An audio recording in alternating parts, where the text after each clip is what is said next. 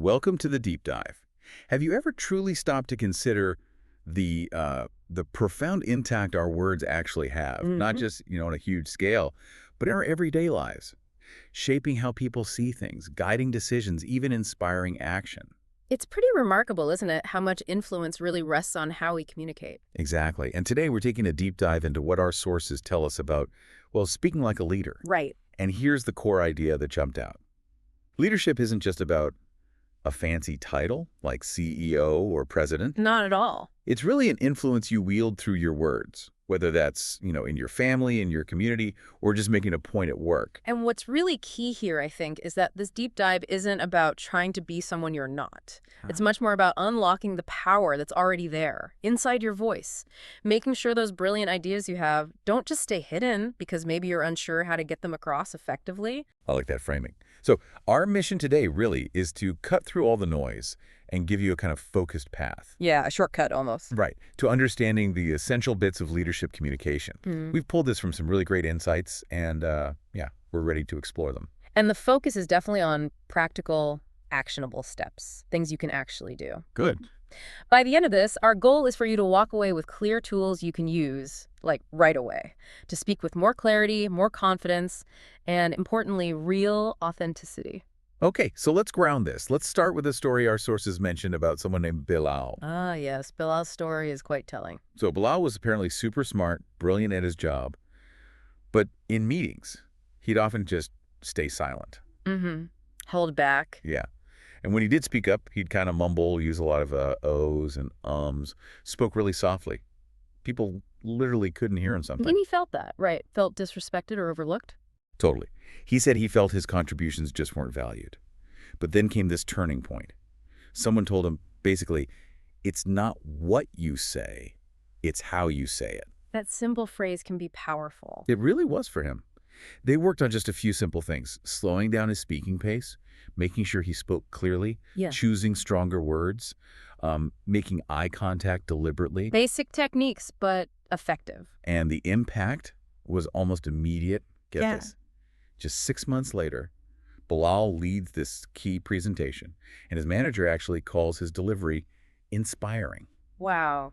6 months. That's quite a shift. isn't it? And what really stands out about Bilal's journey is that he didn't change who he fundamentally was. His brilliance was already there. He Wow. just changed how he communicated it. And I think his story really highlights that anyone, really anyone, can learn to speak like a leader. It's not some magic gift you're born with. It is skill. It's absolutely a skill you can cultivate. Okay, so that idea that it's a learnable skill that leads us nicely into these 7 core pillars of leadership communication that our sources outline. Where do we even begin? What's pillar number 1? Well, the very first step, the absolute foundation, according to the insights we looked at, is to speak clearly and slowly. Clearly and slowly. Okay. Why is that so fundamental? Think about it for a second. Leaders, effective communicators, they don't tend to rush their words, do they? No, not usually. They give each word a certain weight, like they're placing each thought carefully. And the research actually backs this up. Talking too fast can literally make your message harder for people to process. Huh. So it actually hinders understanding. It can, yeah. And it often diminishes your perceived authority, too. So it's not just about sounding professional. There's a real psychological thing happening. Precisely. When you speak slowly and clearly, you project confidence, you project control. You're basically signaling non-verbally that what you're saying is important enough to take your time with. And it gives the listener time to catch up. Exactly. It gives your audience that crucial moment to absorb each point. Think about some, really iconic speakers. Nelson Mandela, maybe Malala Yousafzai, Barack Obama. Yeah, they all have that deliberate pace. Right. Their pacing isn't accidental. And those pauses they use, they aren't just empty space. They're strategic. They give power to the message. They let the words truly land and resonate. It's about giving your thoughts the space they deserve. That makes a lot of sense. Okay, so if someone listening wants to work on that now, what's a practical first step? A great actionable tip from the sources is incredibly simple but effective. Record yourself speaking. Just on your phone. Yep, just your phone is fine, maybe just for a minute or two. Practice slowing down intentionally, then listen back. It's often quite surprising how different it sounds and how much more impactful your words become when you just adjust that pace. Okay, recording yourself. Good tip for pace. But once you nail the rhythm, what about the actual words you choose? Pillar number 2. Right. Pillar number 2 is use simple words. Use simple words. Now, this kind of pushes back against that idea that you need big, complex vocabulary to sound smart. It really does challenge that head on. Our source material is pretty emphatic about this. Clarity beats complexity every single time. Why is that? Well, think about it. If your audience can't easily understand what you're saying, does it really matter how intelligent you sound? Good point. No, I guess not. The goal is always to be understood, not just admired for, knowing big words. So it's not about dumbing it down. Not at all. It's about optimizing for impact. Simplicity isn't an intellectual compromise. It's actually about respecting your audience's time and attention. Can you give an example? Sure. So instead of saying something like, I believe it is of utmost importance, a leader or just an effective communicator would probably just say, this is very important. Like clear. Or instead of, we must ascertain the details, which sounds a bit stiff. Yeah, difficult. They just say, we need to find the details. Now, obviously, there are times for precise technical terms if you're talking to, say, a group of specialists in your field. Sure. But for broader influence, across an organization and a community meeting, cutting through the jargon makes your message much harder to ignore. Simple English is powerful English. It actually shows confidence in the message itself. That's a great way to think about it. Yeah. Okay, so that brings us naturally to pillar number 3, which I think almost everyone can relate to. Show confidence, even if you don't feel it. Ah, yes. The nerves, the butterflies. Exactly. Because let's be real, they show up. They absolutely do. And a key insight here is that even, the most accomplished leaders feel fear or nervousness. That's normal. So they feel it too. Oh, definitely. But the key difference is they don't let that fear paralyze them. They manage it. It's not about somehow magically not feeling nervous. It's about how you respond to those feelings. Okay, so how do you manage it? What do the sources suggest? They point to very practical, physical things you can do.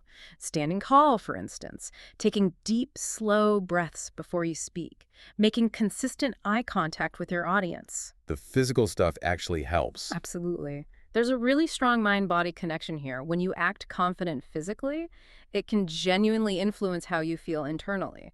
That's why that famous Amy Cuddy idea, fake it until you become it, really struck a chord. Right, the power posing. Exactly. Your body language can essentially send signals back to your brain that help you feel more assured. That's fascinating. Changing your internal state by changing your external posture.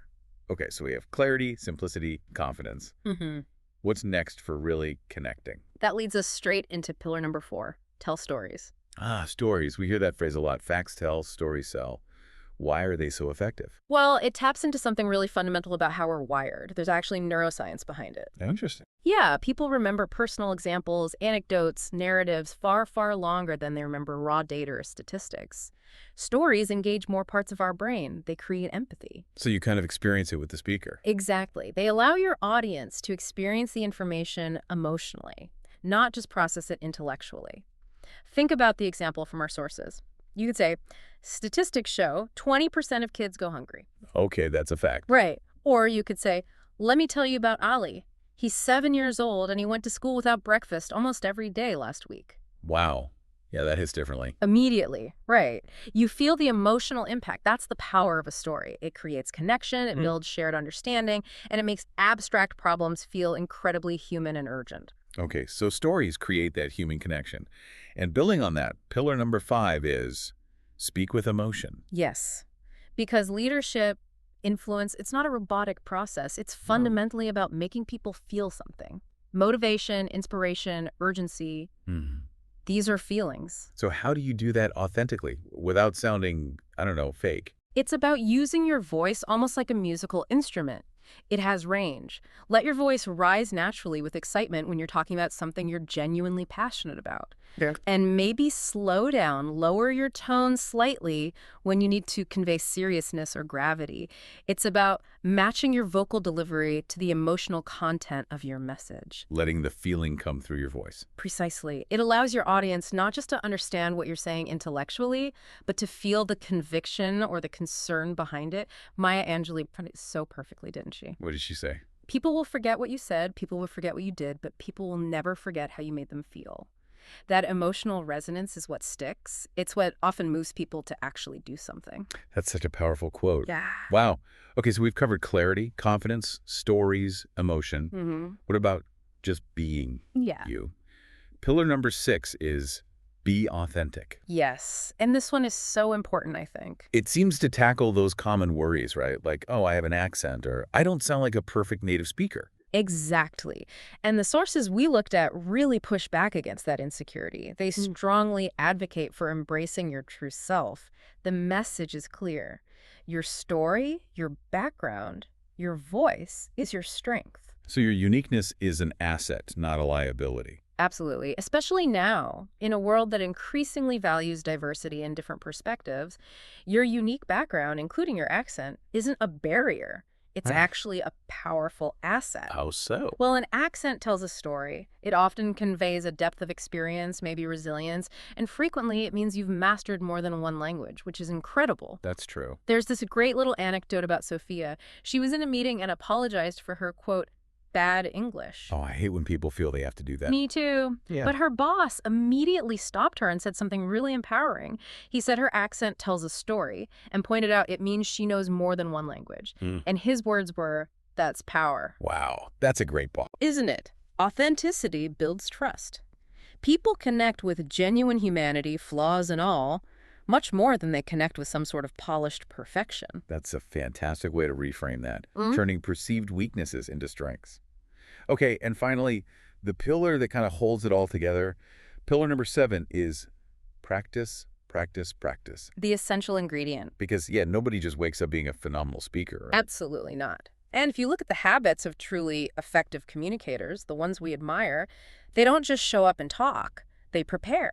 They rehearse. They rehearse. They might practice in front of a mirror, record themselves like we mentioned, and crucially, they often actively seek out feedback. They understand that growth comes from iterating, from refining. So it's not about being perfect from day one. Not at all. The message here is really encouraging. Don't expect perfection on day one. If you want to speak like a leader, practice like one. Even just dedicating 10 minutes a day consistently. That's how you build the muscle. Deliberate practice. Deliberate practice, not just repeating words, but really thinking about how they land, trying out different phrasing, focusing on pace or emotion. Consistency is key. Okay, that's a lot of great stuff. So, as you're listening to this, you just take a moment, pause, and think about a leader you personally admire. Mm-hmm. What is it specifically about the way they speak that resonates with you?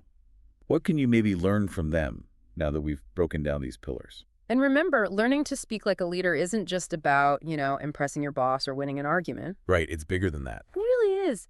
At its heart, it's about being able to fully express yourself, making sure your unique ideas, your perspective are actually heard and understood. Because those ideas are needed. Exactly. The world needs your ideas. Your family needs your voice. Your community needs your leadership, whatever form that takes.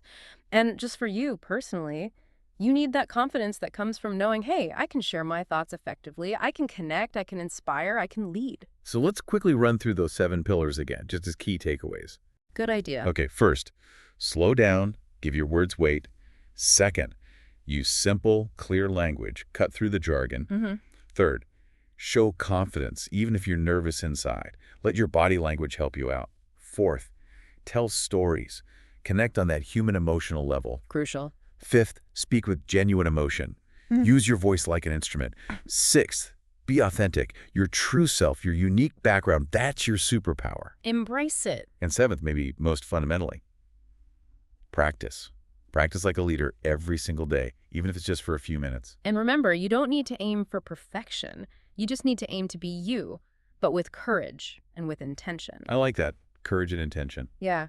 The leadership author John Maxwell famously said, leadership is influence, nothing more, nothing less. Simple but profound. Right. And when you truly learn to speak like a leader using these principles, you gain influence, you move people, you can actually change things, big or small. That's the potential. That's the potential. You have the voice of a leader inside you right now. The invitation is, let it out.